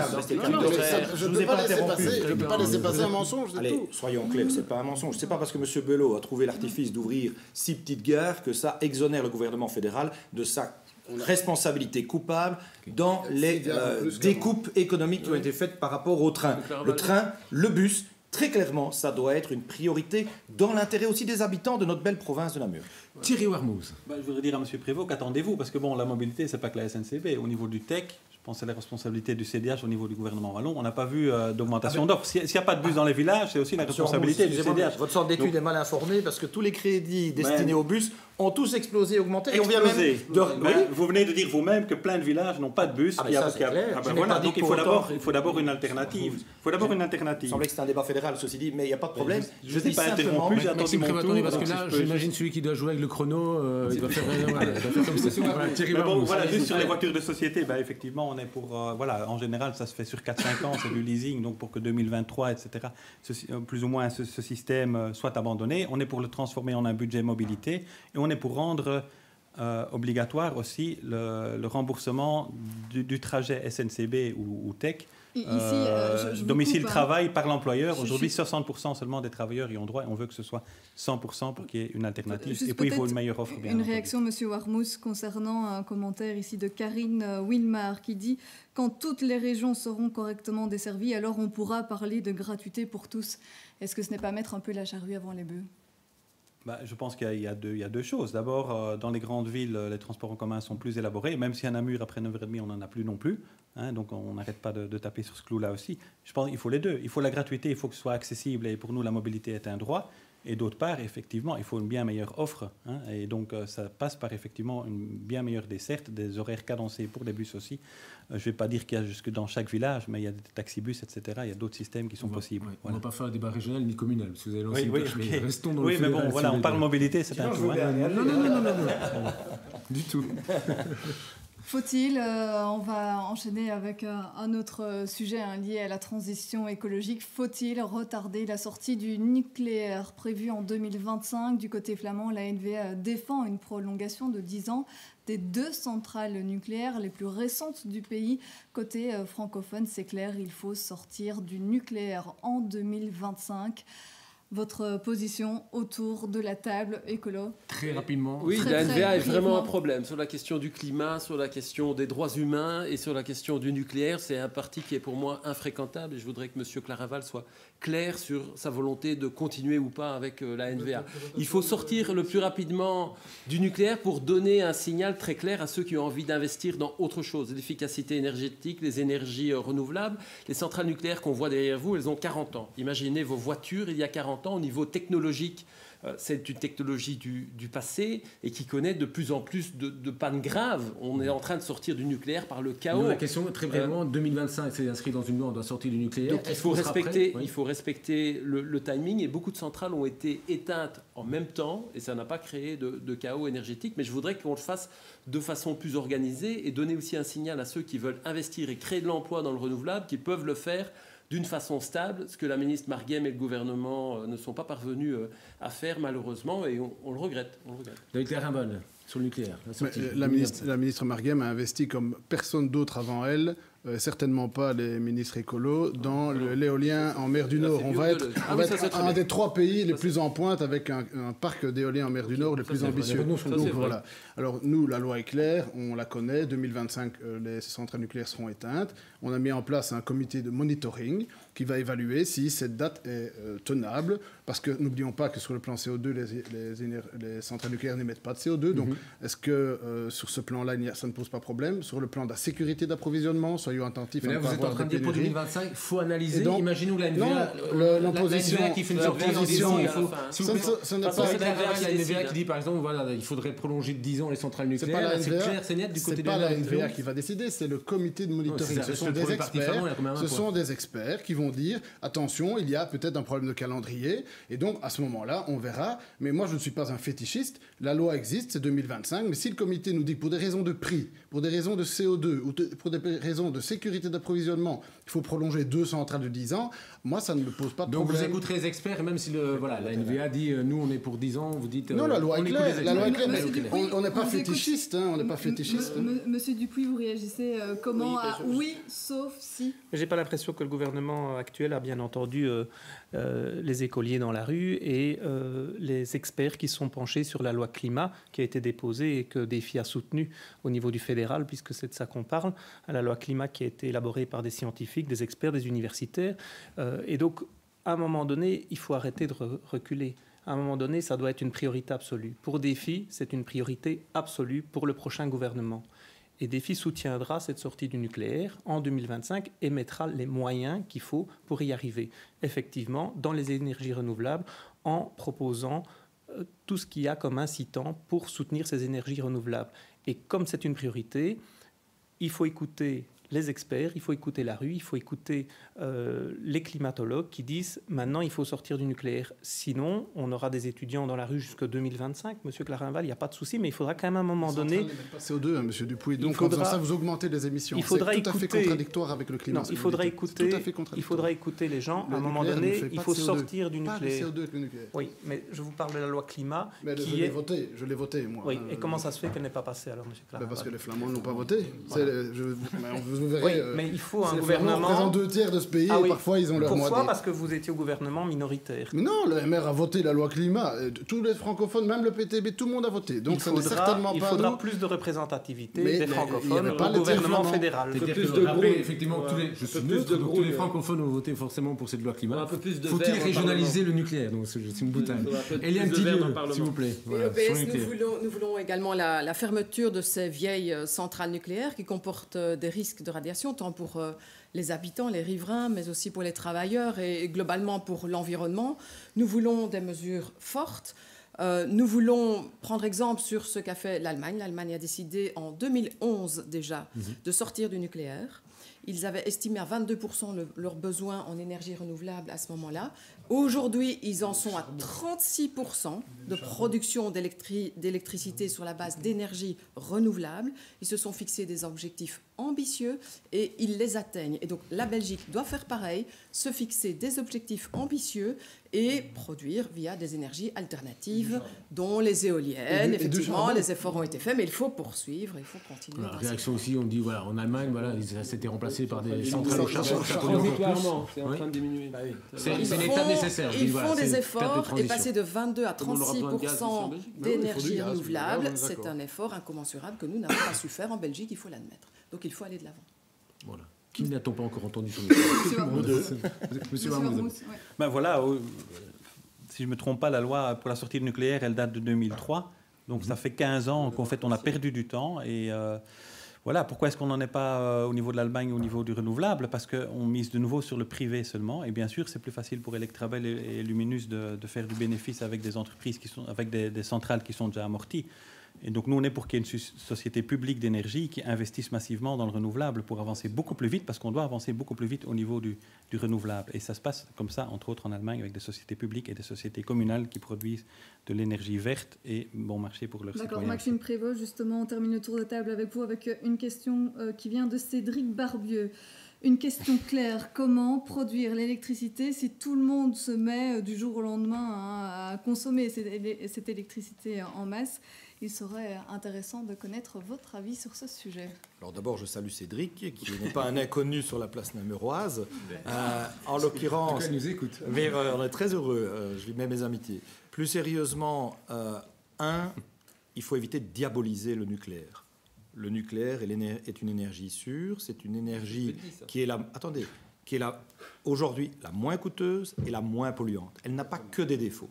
Maintenant, soyons très clairs, et le CDH le réitère, À partir du moment où ce pays a démocratiquement décidé, il y a 15 ans, de quitter l'énergie nucléaire en 2025, on doit garder cet objectif et tout faire pour l'atteindre. Et ce n'est pas innocent si M. Clarinval prépare déjà le terrain en disant « on va voir si les experts disent que c'est possible ». Ma crainte, alors que le CDH est très clairement pour que l'objectif de quitter le nucléaire en 2025 soit maintenu, c'est que comme on a perdu de trop nombreuses années par des non-décisions, à force de reporter des investissements importants dans le renouvelable, on se trouve acculé à devoir faire le constat qu'on n'a pas d'autre choix que de maintenir temporairement un petit peu, une rouette de plus, le nucléaire pour éviter d'être dans une insécurité d'approvisionnement ou alors effectivement de devoir importer de l'énergie produite à base de charbon depuis l'Allemagne. Parce que si l'Allemagne a eu le courage de se fixer un objectif, il faut reconnaître aujourd'hui que les émissions de CO2 n'ont pas diminué à cause de ces centrales. D'accord, voilà, on va clôturer ici si vous le voulez bien et on va passer au dossier suivant, la justice.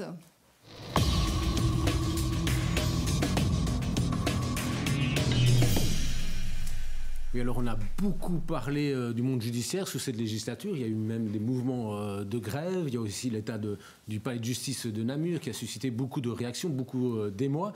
Alors qu'est-ce que vous allez proposer en matière de justice? Je vous propose d'abord d'entendre une personnalité bien connue du côté de Namur, du monde judiciaire, puisqu'il s'agit ni plus ni moins de Vincent Mac, le procureur du roi de Namur. Bonjour à tous. Novembre 2018, le palais de justice a fermé ses portes. Il était pratiquement délabré et surtout, il mettait en danger ses occupants. On a parlé de danger de mort. Dans une démocratie moderne, dans une démocratie qui se veut moderne, la justice a fermé ses portes dans la capitale de la Wallonie pendant 6 semaines. Derrière cette fermeture, c'est toute une série d'autres choses qui ont été évidemment mises en évidence. Dysfonctionnement au niveau informatique, dysfonctionnement au niveau du personnel, sous-effectif, sous-engagement. Ça fait 20 ans que cela dure, ça fait 20 ans que nous crions dans le désert. Aujourd'hui, je pense qu'on a atteint quand même un paroxysme. Une justice qui ne peut plus fonctionner pendant 6 semaines, ce sont des milliers de personnes qui s'adressent à nous et qui ne trouvent pas de réponse. Bref, il y a urgence à réagir. Je pense qu'aujourd'hui, tout le monde le dit, tout le monde en est conscient. Un des 3 pouvoirs, un des piliers de la démocratie est en danger. Mesdames et messieurs les candidats, quelles sont vos priorités pour la justice en vue de la prochaine législature? Je vous écouterai avec beaucoup d'impatience parce que je pense que si on ne réinvestit pas dans notre justice, c'est notre démocratie qui est en danger. Je vous remercie. Eliane Tillieu, réaction très rapide par rapport à cette interpellation de Vincent Mac. Le gouvernement fédéral, depuis 5 ans, a réduit drastiquement les moyens de la justice. On en a vu les effets, comme M. Mac l'explique ici, en termes de personnel. C'est une personne remplacée sur 6. Il manque cruellement des effectifs. Les cadres ne sont pas complets. C'est parfois, dans certaines provinces, comme le Brabant wallon, c'est à peine 50% de cadres, de magistrats. Comment voulez-vous rendre la justice dans ces conditions? Ça veut dire que les délais sont beaucoup trop longs. Donc il faut vraiment réagir. Il faut réagir à la fois pour investir dans les bâtiments. Et Namur attend encore de voir émerger son palais de justice. Il est grand temps maintenant. On a vu comment les travailleurs... malheureusement, devaient quitter les bâtiments à certains moments tellement les fuites étaient importantes sur l'actuel palais de justice. Donc, infrastructure, il faut réinvestir dans le personnel, il faut réinvestir globalement dans les moyens de fonctionnement de la justice. Et au niveau du PS, nous proposons de réinvestir 200 millions chaque année. Donc, sur une législature, cela fait 1 milliard que nous voulons et nous devons absolument consacrer à la justice, qui est le fondement de notre démocratie. Je vais devoir vous couper parce qu'il faut avancer, on est vraiment en retard. Pierre-Yves Dupuis, peut-être. Donc le constat, tout le monde est d'accord. Donc vos propositions pour renflouer Dame Justice. Le constat, tout le monde est d'accord. Oui. On sait que c'est le 3e pilier et que sans justice, on n'a pas d'État. Monsieur Mac l'a rappelé, proposition concrète, on souhaite augmenter de 250 millions le budget alloué à la justice pour rénover les bâtiments, pour engager et pour pallier le manque cruel, comme on l'a signalé. Monsieur Warmouth, votre proposition, comment sauver la justice? Effectivement, il faut la refinancer. Donc en Belgique, la justice, c'est 0,7% du budget. La moyenne européenne, c'est 2,2%. Donc ça, c'est le constat, votre proposition? Je suis désolée. Notre proposition, c'est de la refinancer à hauteur de ses besoins et deuxièmement, d'avoir un meilleur accès. Donc le gouvernement fédéral a instauré la TVA sur les avocats, sur les honoraires d'avocats. On est pour le supprimer. On est aussi pour diminuer les droits de greffe qui ont été augmentés. Et aussi pour plus d'aide juridique et de maisons de justice. Donc l'accès à la justice pour le simple citoyen est aussi essentiel et n'est plus garanti aujourd'hui. Monsieur Clarinval. 3 choses. Tout d'abord, répondre à M. Mac il le sait bien, le gouvernement a décidé de construire un nouveau palais de justice à Namur. Ça avance, le dossier est en cours. On en a une réunion encore récemment. Il sait bien que le dossier avance bien et c'est à court terme que le nouveau palais, c'est une décision du gouvernement. 2, certes, il y a eu au niveau des budgets globalement des difficultés, mais on ne peut pas nier que par ailleurs, il y a une réallocation d'une partie des budgets vers la lutte contre le terrorisme. Il faut savoir que nous avons fait face à des attentats, ce qui n'était plus arrivé depuis la guerre 40. Des moyens importants ont été mis pour lutter contre le terrorisme. C'est aussi un pan de la justice sur lequel nous avons été très attentifs. Et 3, un des éléments qui nous choque beaucoup et que l'on voudrait améliorer, c'est suite notamment à des décisions de Laurette Onkenins à l'époque, c'est de permettre la libération après un tiers de la période. On estime qu'il faut inciter, ne plus permettre des libérations aussi facilement pour des peines de plus de 3 ans. C'est sur le refinancement. Monsieur Prévost. Alors, je le disais déjà avant de devenir président de parti, je l'ai redit dès les premiers jours de ma prise de fonction, je pense qu'il n'y a pas dans ce pays de pouvoir public qui a été autant négligé que la justice ces 20 dernières années.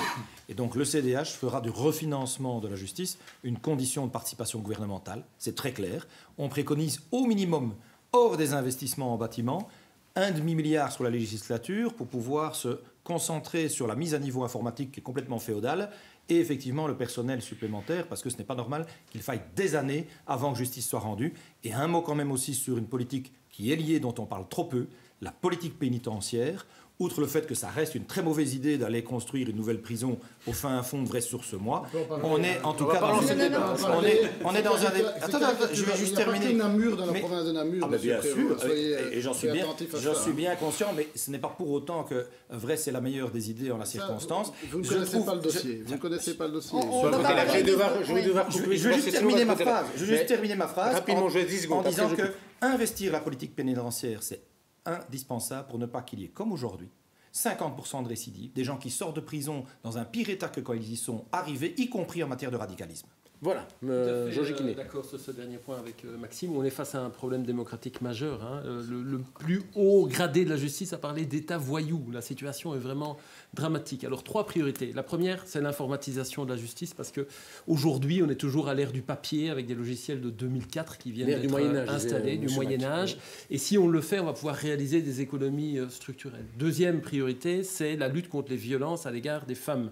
Ça, c'est un vrai problème dans notre société. 2-3 dossiers très récents l'ont illustré d'une façon qui est vraiment dramatique. Et troisième priorité qui me tient fort à cœur, c'est la lutte contre la criminalité financière. Elle nous coûte 20 à 30 milliards d'euros chaque année et il n'y a aucun dossier en justice qui peut aboutir faute de magistrats. Il manque 200 magistrats, il manque des magistrats à la Cour d'appel de Bruxelles. C'est de l'argent public qui a été volé par des fraudeurs. La fraude fiscale, et il faut des moyens. Ça, c'est de l'autofinancement quelque part de la justice. Et donc, c'est ça aussi qui pourra générer les moyens de la financer correctement. Monsieur Gilles, je suis désolée, je vous coupe ici parce qu'il faut absolument passer à notre 6e et dernier dossier, les soins de santé.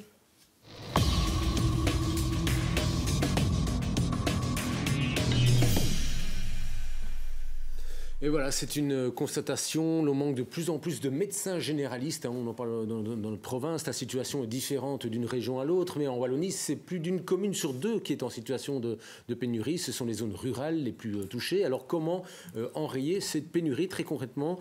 Il reste 3-4 minutes. 3 minutes pour chacun, ça fait 30 secondes chacun. Un bel exercice de concision. Bon, j'ai été un des premiers à lutter contre ce problème, puisque j'ai fait voter la loi il y a déjà plusieurs années pour les primes impulséo, la défiscalisation des primes impulséo. Une résolution complète a été faite avec les médecins pour justement qu'il y ait des adaptations. La création de maisons de garde médicale, le 1733, a permis également de faciliter. Donc ça, ce sont des choses qui ont été mises en place. On continue. Je pense qu'il faut encore aller de l'avant sur ces différentes matières, mais clairement, c'est un problème qui nous préoccupe et qui est en partie en train de se résoudre grâce aux mesures qui ont été prises par le passé. Pierre Dupuy, oui. Voilà, j'aimerais bien quand même insister sur ce point-là, puisqu'il me tient particulièrement à cœur en tant que médecin généraliste. Je pense qu'il faut commencer par supprimer le numerus clausus, donc supprimer ce numerus clausus qui empêche l'accès à la profession à des jeunes médecins. Également, il faut réinvestir dans la première ligne. Et la première ligne, ça se fait autour du médecin généraliste, en zone rurale comme en zone urbaine. La première ligne, ce sont les infirmiers à domicile, ce sont les kinésithérapeutes, ce sont les aides-soignants. Toute cette première ligne, il faut réinvestir dedans. Et en supprimant le numerus clausus, en permettant un accès à la profession, nous allons pouvoir essaimer dans les zones rurales, que ce soit tant au niveau des médecins généralistes que des médecins spécialistes, pour obtenir une qualité de soins de santé, pour obtenir des rendez-vous à temps et à heure, et pour obtenir également des soins qui permettent l'accessibilité à tous, c'est-à-dire qu'on ne peut pas faire des dizaines de kilomètres pour se soigner, on ne peut pas se soigner correctement si on n'a pas les outils sous la main et le personnel sous la main. Donc nous souhaitons clairement supprimer ce numerus clausus. Ce sera une des priorités pour le prochain gouvernement, nous le souhaitons. Voilà, la lutte contre la pénurie, ça passe par la suppression. La pénurie, c'est un phénomène objectif, et pourtant, le maire n'est pas parvenu à obtenir de la ministre de Bloc qu'elle remette en cause le numerus clausus et qu'elle accepte d'objectiver les besoins qui sont réels en Wallonie. Et le médecin généraliste permet de faire de la médecine préventive, parce que quand on va le trouver avec un problème de santé naissant, il peut agir tout de suite. Si on tarde, alors les coûts sont beaucoup plus élevés et les problèmes de santé sont plus importants. Il faut que la médecine de première ligne soit plus accessible, que le médecin généraliste soit le cœur de la politique de santé, ce qui a trop peu été le cas, puisque c'est plutôt l'industrie du médicament qui a décidé de la politique en matière de santé sous cette législature. De même, on doit travailler sur tout ce qui est trait aux soins psychologiques. Nous sommes de très gros consommateurs, les Belges, de médecins psychotropes. Et il faut, mais ça, c'est des mesures qui permettent de réaliser des économies et avoir des personnes qui sont mieux dans leur basket, et ça permet d'éviter des coûts très élevés, donc un meilleur remboursement des soins psychologiques. Rapidement, on va directement en concret avec vous, Madame Tiglio. Le gouvernement fédéral, pour nous, a sacrifié les patients au nom de l'austérité. On l'a vu dans le coût des médicaments, c'est très simple, les Sprenazos et d'autres médicaments. La question hospitalière, des services complets hospitaliers ont dû fermer, à Nivelles par exemple, et à mon avis, c'est pas encore fini. Et enfin, pour la question des médecins, je siégeais avec Jean-Claude Marcourt en commission de l'enseignement supérieur et nous avons tenté de résister à cette question de quotas pour pouvoir permettre à nos jeunes d'accéder aux études de médecine. Et malheureusement, le gouvernement fédéral, et en particulier Maggie de Bloc, nous a empêchés d'aller de l'avant sous un motif communautaire. C'est vraiment inacceptable à l'heure actuelle, alors que nous avons besoin de médecins dans les zones rurales en particulier, et nous avons besoin de spécialistes et de meilleurs spécialistes dans nos hôpitaux. Est-ce que... Thierry Warhouse. C'est la question. Voilà, tout à fait. Est-ce que... bien sûr, faire sauter ce numerus clausus, c'est un premier point. Un deuxième point, c'est aider les communes rurales, les aider financièrement pour qu'elles puissent attirer plus les médecins. Mais je pense qu'en général, il y a un problème d'accès à la médecine. Nous, on est pour une première ligne gratuite, on en a parlé, mais dans des termes assez vagues. Nous, on est pour que les gens puissent aller sans argent chez le généraliste. C'est possible tout à fait aujourd'hui avec le tiers payant de manière digitale. Et puis il y a la question des médicaments, parce que malheureusement, donc c'est quand même inacceptable que des gens doivent reporter leurs soins, que ce soit chez le généraliste, que ce soit chez le dentiste, etc., pour des raisons financières. Souvent, si on va chez le médecin, après on n'a plus d'argent pour payer les médicaments. Et donc là, on est pour le modèle Kiwi, pour un appel d'offres. C'est pas normal que, par exemple, un médicament comme l'omoprazole... Oui, c'est au fait, comme ça se fait dans toutes les communes, quand il y a un marché, il y a un appel d'offres et c'est le meilleur offrant pour la même qualité de médicament. Donc, c'est mettre les firmes pharmaceutiques en concurrence. Voilà, les mettre en concurrence. Oui. Parce que, par exemple, un médicament comme l'omoprazole qui soigne les ulcères d'estomac, il coûte 9 € aux Pays-Bas, il coûte 53 € en Belgique. C'est pas normal. Et voilà. Et c'est un bénéfice, c'est une mesure qui rapporte aussi pour la sécurité sociale. On termine le tour de table avec vous. Ça vous parle, une visite de médecin gratuit? Écoutez, il faut éviter de tomber dans le tout gratuit, parce que c'est facile à dire sur un plateau de TV, ça génère de l'espoir, et après on assume pas derrière. En termes, Maxime Prévost, en termes de soins de santé, la gratuité de première ligne, vous dites par exemple, ça risque de créer un appel d'air de gens qui consomment plus de médicaments, par exemple. Je voudrais simplement dire que, clairement, pour le CDH, les soins de santé, ça ne peut pas être un luxe. Bien se soigner, ça ne peut pas être un luxe. Et aujourd'hui, avec le milliard d'économies que Mme de Bloc a imposé dans le secteur des soins de santé, ça devient beaucoup plus coûteux pour nos concitoyens de pouvoir payer leurs médicaments, de pouvoir être dans des chambres avec des forfaits, des surforfaits qui sont trop problématiques en milieu hospitalier. Ce que nous souhaitons, c'est clairement être dans une démarche où, on garantit l'accessibilité financière des soins, leur proximité aussi, Et ça, c'est l'enjeu auquel j'ai pu contribuer quand j'étais ministre. De maisons médicales, de gardes médicales de proximité. Je parlais de Vresse il y a un instant. On se souviendra du cri d'alarme lancé par son mailleur il y a quelques semaines encore en disant dans nos zones rurales, il y a de pénurie. Mieux soutenir les infirmiers et infirmières, les professions de première ligne et très clairement faire sauter ce numerus clausus parce que c'est un non-sens de demander à des personnels roumains de venir dans nos hôpitaux alors qu'on a nos étudiants. Simplement réagir très rapidement sur les quotas. 10 secondes. Les quotas, en fait, quand on est arrivé, il n'y avait plus de quotas. Tous les médecins, tous les étudiants ont reçu leur quota INAMI, donc personne n'a été refusé à ce niveau-là.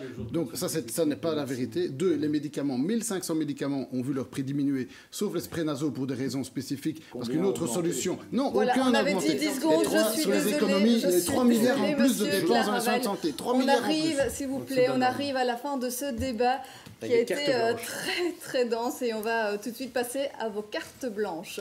Vous avez exactement 1 minute. Si vous n'avez pas besoin de la minute, ne l'utilisez pas parce que clairement on est en retard. Et le tirage au sort a désigné le PTB. On commence avec vous, Thierry Warmos. Voilà, alors merci. Le bilan de la politique fédérale en matière d'énergie est carrément dramatique. En 5 ans, la facture d'un ménage belge a augmenté de 360 €, une augmentation de quasi 50%. C'est du jamais vu. Alors, dans les pays avoisinants, la facture d'énergie est restée relativement stable. Et aujourd'hui, une nouvelle étude du PTB, la semaine passée, a révélé qu'on paye 228 € de plus que dans les pays voisins pour notre énergie. Alors, on a des mesures d'urgence qu'on propose. La première, c'est de diminuer la TVA sur le gaz et l'électricité de 21 à 6%. C'est une mesure qui, à elle seule, permet une économie de 136 € pour un ménage moyen. Et donc, ça, c'est un point sur lequel, clairement, on ne va pas céder lors d'éventuelles négociations. Deuxièmement, on veut qu'il y ait un prix maximum qui soit fixé. Ça existe par exemple en France avec le tarif bleu. En France, la facture d'énergie est 400 € moins chère par rapport à la Belgique. Et troisièmement, pour faciliter la recherche de la meilleure offre, parce que c'est un gros labyrinthe, on propose de le limiter à un seul tarif par fournisseur et garantir des prix fixes qui sont modifiables une fois par an. Voilà. Merci bien. David Clarinval pour le MR. Très rapidement, vous l'aurez bien compris, le MR est le parti qui propose de poursuivre dans la création d'emplois. Le pouvoir d'achat, c'est notre première priorité. On veut donc continuer à diminuer les impôts. On est un des seuls partis ici à proposer cela. On veut 0 impôt sur les 13 500 premiers euros gagnés. C'est le même chiffre que pour le chômage. Il n'est pas normal qu'un travailleur paye des impôts alors qu'un chômeur, pour le même montant, n'en paye pas. Donc on veut booster vraiment le pouvoir d'achat par cette mesure. On veut continuer à créer des emplois en continuant à diminuer les cotisations sociales pour permettre donc une augmentation du salaire poche, une diminution du salaire brut, de telle sorte à ce qu'il y ait encore plusieurs centaines de milliers d'emplois qui soient créés en accompagnement des entreprises. Et enfin, sur le travail, on pense qu'il faut plus de flexibilité pour harmoniser le travail et la vie familiale. Et donc, c'est sur ces éléments-là qu'on peut apporter toute une série de mesures qui sont conciliantes entre les deux mondes. Il reste 7 secondes. Vous voulez donner à Icolo ? Je le donne à qui voudra bien les prendre. Je prends. Cette campagne électorale se termine, elle était passionnante. Chaque personne que nous avons rencontrée, chaque groupe des étudiants, la Fédération des banques, le vocal, les syndicats nous parlent de climat. Il y a aujourd'hui une conscience beaucoup plus importante qu'hier de l'urgence d'agir et c'est ce que nous voulons faire. Il faut investir. La Belgique a besoin d'investissement, son économie a besoin d'investissement et nous proposons un plan d'investissement que nous avions déjà proposé à Charles Michel, qui est en réflexion, mais qu'il faut concrétiser et orienter justement sur ce défi du climat. Ça va créer de l'emploi, diminuer la facture des citoyens, mais pour cela, il faudra des politiques responsables, courageux. Nous faisons campagne avec Groen, nous allons faire campagne en Flandre et nous constatons que l'ennemi de toutes ces politiques que nous voulons mener, plus justes, climatiquement volontaristes, respectueuses des droits humains, c'est la NVA, le partenaire du MR, et je regrette qu'il n'y ait pas dans le chef du MR une prise de position plus claire. Il faut un gouvernement climat et ce sera sans la NVA. Monsieur Prévost, on enchaîne avec vous. Bien, à tous ceux qui ont pu regarder ce débat, ils auront probablement le même sentiment que le nôtre, débat très dense, au pas de charge, sans qu'on ait pu nécessairement approfondir chaque exercice, mais ça fait partie effectivement de ce genre d'échange. J'aurais envie de dire, ne vous faites pas berner par des propositions irréalistes. Promettre que tout va être gratuit, qu'on va exploser le montant des pensions, tout en travaillant demain plus que 30 heures semaine, c'est illusoire. Vous aurez juste de la déception au bout alors de cette conviction. Pour ce qui est du CDH, on veut proposer des choses sérieuses qui touchent à la personne handicapée, dont on n'a pas parlé, alors que les besoins sont immenses, aux soins de santé, pour que chacun puisse se soigner correctement et financièrement sans avoir de factures trop lourdes. Les pensions, c'est pas normal qu'il soit si difficile pour les personnes âgées de pouvoir vivre dignement. La sécurité, alors que ce gouvernement a supprimé un grand nombre de postes et qu'on attend de voir mieux et plus la police dans nos quartiers, la justice qui doit être financée, et puis un mot aussi pour nos agriculteurs, que le CDH compte bien défendre jusqu'au niveau européen dans des réformes importantes. Ça sera notre marque, notre engagement. Voilà, Madame Tillieu, la parole vous revient.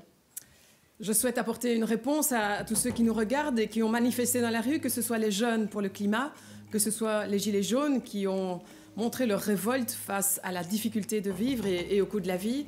Et nous devons, nous politiques, apporter des réponses à l'urgence climatique et dans le même temps à l'urgence sociale. Nous devons toujours garder en tête la nécessité de prévoir une qualité de vie maximale pour nos concitoyens en offrant des services publics de qualité. Je pense en particulier à la SNCB en termes de transport qui doit permettre des trains plus fréquents, plus ponctuels et dans lesquels on est bien. C'est aussi la justice, on en a évoqué pendant ce débat, avec une justice plus proche des citoyens, mieux financée, avec des magistrats motivés, un personnel qui suit aussi avec les logiciels informatiques et surtout qui rend confiance aux citoyens parce que le délai de traitement des dossiers sera évidemment beaucoup plus rapide, une prise en charge plus rapide et un accompagnement. Et enfin, je terminerai avec la question des soins de santé. Vous n'aurez pas le temps, une personne sur quatre qui ne peut pas se soigner, c'est inadmissible. Nous voulons remboursement intégral. On enchaîne avec vous, Madame Tillieu. Voilà. Vous n'êtes pas correcte, Monsieur Dupuy. Mais nous avons vécu une législature violente, une législature de lutte, une législature où on a parlé beaucoup du climat, mais également d'un climat social délétère.